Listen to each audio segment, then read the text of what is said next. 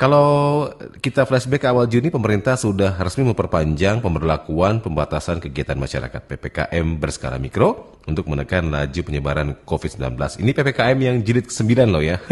Udah jilid ke-9 sampai tanggal 14 Juni alias berlangsung 2 pekan.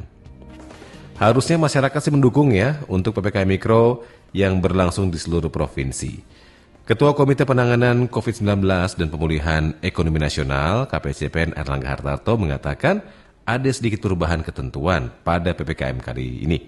Ia menyebut ada 4 provinsi baru yang akan ikut PPKM Mikro. Dengan demikian ada 34 provinsi Indonesia yang melaksanakan PPKM Mikro. Yang penting juga ada pernyataan dari Ketua Satgas Penanganan COVID-19 Letnan Jenderal Ganip Warsito yang meminta kepada Satgas di seluruh daerah untuk serius dalam menerapkan instruksi Mendagri nomor 12 tahun 2021 yang mengatur perpanjangan PPKM berskala mikro. Ganip juga menuturkan evaluasi dari pelaksanaan PPKM mikro yang sejak pertama kali dilakukan 11 Januari tahun 2021 ini ada beberapa kelemahan Satgas, yaitu kalau di daerah adalah toleransinya terhadap protokol kesehatan maupun protokol kedatangan warga antar daerah. Iya sih, mungkin masih ya udahlah kita longgarkan sedikit. Dan ternyata pendengar Trijaya, dengan kelonggaran ini atau toleransi ini, kasus seperti kemarin mudik di Kudus juga meningkat. Barusan ini saya baca nih di Bandung Barat juga ada 27 kasus baru pendengar Trijaya di daerah tertentu. Kalau pertama kali catatan dari Ketua Satgas, Letnan Jenderal Ganip Warsito, yaitu evaluasi dari PPKM Mikro, toleransi kepada protokol kesehatan.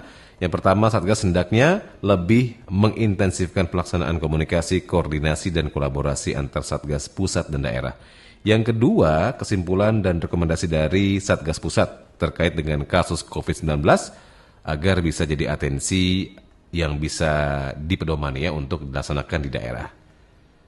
Kemudian juga perlu untuk pengendalian dan kontrol terhadap mobilitas penduduk dari satu daerah ke daerah lainnya, apalagi kedatangan warga negara asing dan pekerja migran Indonesia.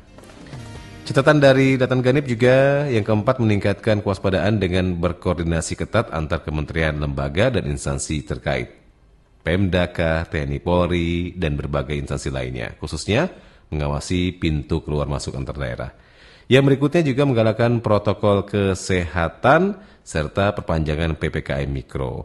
Nah, lain halnya dengan vaksinasi, apalagi gratis ya, harusnya sih ini jadi kesempatan bagus. Di bulan ini, di Jakarta, usia 18 tahun ke atas sudah bisa vaksinasi, silakan manfaatkan pendengar Trijaya.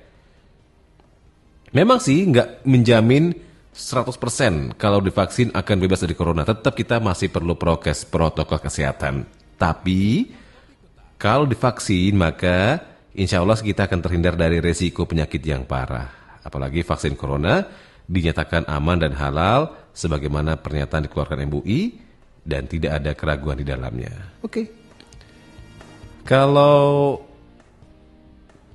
kita baca ya di sosial media kan banyak sekali hal-hal yang menakutkan tentang vaksin. Sebenarnya itu banyak hoaxnya juga pendengar Trijaya.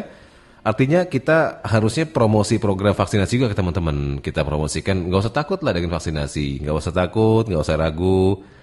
Apalagi kalau Anda yang udah pernah divaksin, dinyatakan sehat dan udahnya ya seperti biasa, maka Anda akan secara otomatis jadi duta vaksinasi pendengar Trijaya. Dan duta vaksinasi ini Anda bisa promosikan kalau divaksin itu baik buat siapapun di masa pandemi ini.